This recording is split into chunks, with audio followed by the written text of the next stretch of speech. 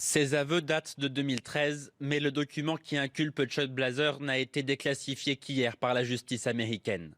L'ancien membre du comité exécutif de la FIFA et ancien homme fort du football américain y plaide coupable de racket, virements frauduleux, blanchiment d'argent et évasion fiscale. Chuck Blazer, on l'appelait Monsieur 10%. Chuck Blazer, c'est 200 kilos de cupidité. Aujourd'hui, il est dans la NAS et pour se sauver des griffes du FBI, il va dévoiler tous les remugles, tous les secrets les plus inavoués de la FIFA. Chuck Blazer balance tout ou presque. J'ai accepté avec d'autres personnes en 1992 ou autour de cette date de faciliter le versement d'un pot de vin pour la sélection du pays hôte de la Coupe du Monde 1998. L'homme, multimillionnaire âgé de 70 ans, est en fait une sorte d'agent double qui travaille avec le FBI depuis 3 ans. À l'aide d'un micro caché, il a aidé les enquêteurs américains à obtenir des informations, notamment à Londres lors des JO de 2012. Il devient donc en 2011 l'informateur de la police fédérale américaine. Des informations et des aveux qui ont notamment permis les arrestations à Zurich de plusieurs cadres de la FIFA la semaine dernière. Là aussi, il s'agit de foot, puisqu'il y a des soupçons, vous le savez, le Qatar a-t-il obtenu par la corruption la Coupe du Monde 2022, mais ce n'est pas que du foot. Libération estime que le Qatar en entier est dans la ligne d'émir. Jeu de mots, Libération. Et regardez ce dessin paru dans le Télégramme de Brest, assez rigolo, faut le dire. Chrétienté, islam, esclavage et la démission de Blatter. C'est un événement historique. L'histoire le dira justement. Le Qatar est soupçonné d'être à la fois moderne et archaïque. Il y a d'un côté le business, vous le savez, le PSG, la chaîne de télé Al Jazeera, les bonnes relations avec l'Occident, mais en même temps, ce pays exploite des centaines de milliers de travailleurs pakistanais qui construisent les stades dans des conditions, je cite, d'esclavage moderne. Le Qatar soutiendrait aussi les djihadistes syriens et quand on le critique, le Qatar attaque en diffamation. Alors c'est un des rares pays qui fait ça.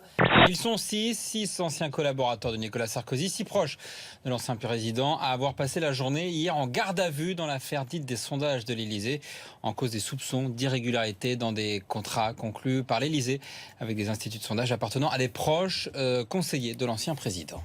Les Républicains vont débattre à huis clos pour leur toute première journée de travail de la place de l'islam en France. Le Conseil français du culte musulman a décliné l'invitation. Certains ténors du parti déplorent de leur côté le thème de cette convention.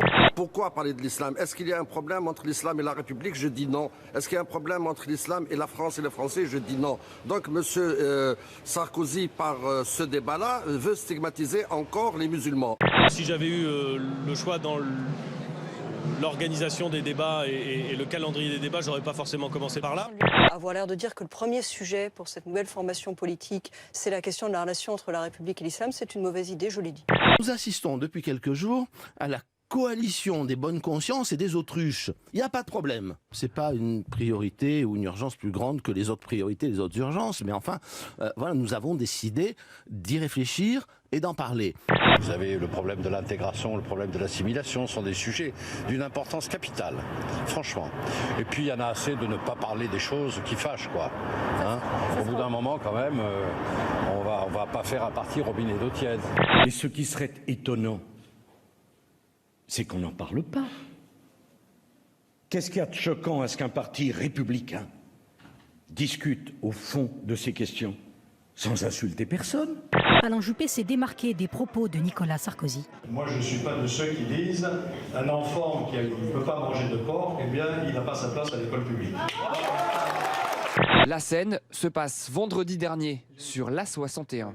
C'est une caméra de surveillance qui filme. Quand soudain, le conducteur de cette voiture blanche perd le contrôle. La voiture dérape et finit sur le toit. La vidéo a été postée par la gendarmerie sur sa page Facebook. Et c'est un huissier qui a découvert 1600 pieds de cannabis. 2 hommes âgés d'une trentaine d'années ont été placés en garde à vue. Dans cette affaire, ce qui est important et étonnant, c'est le volume, le nombre de pieds, 1600 dans un pavillon. Mais ce qui est intéressant aussi, c'est l'échelle de la production. Il y avait sur place lampes à sodium, de l'engrais, du terreau, le système de ventilation, les filtres à charbon pour éviter les odeurs. Voilà, on est vraiment dans quelque chose de très organisé. Risque zéro pour le public, dit cette responsable du Pentagone, mais le ministère américain de la Défense reconnaît un énorme dysfonctionnement. Il a envoyé des échantillons mortels d'anthrax à 51 laboratoires civils. L'erreur dure depuis 10 ans. Heureusement, il n'y a aucune contamination pour l'instant.